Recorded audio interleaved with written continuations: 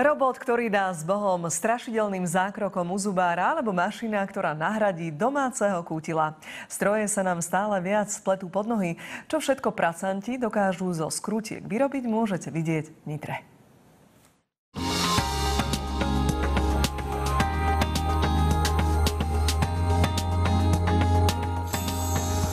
Bojíte sa zubára? Táto mašinka vás možno poteší. Behom hodiny dokáže vyrobiť vernú kópiu vášho chrupu. Tá si nepríjemné zákroky, ako napríklad odtláčanie zubov, odtrpí za vás. Díky tomuto modelu můžeme vyrobit velice jednoduše rovnátka, po případě další části chrupu.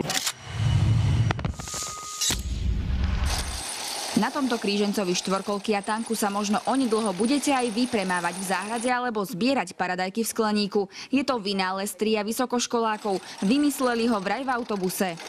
Pasový podvozok lepšie pracuje v takých ťažkých podmienkach. Nemusíte doň zháňať ani benzín, ani naftu. Stačí ho strčiť do zásuvky. Ako dlho to vydrží za plnej prevádzky vlastne nabité? Teoretické výpočty nám vyšli 1,5 hodiny.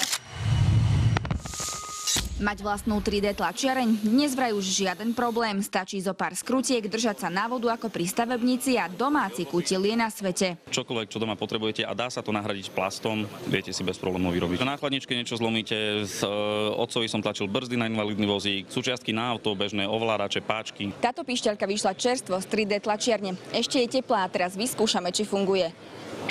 Stroje sa pletú už aj do umenia. Unikátna tlačiareň hltá obyčajný kancelársky papier a premieňa ho na umelecké diela. A tento robot je zvárač, ktorý vraj nahradí až 3 pracovníkov. Z Nitry Monika Koleková, televízia Markíza.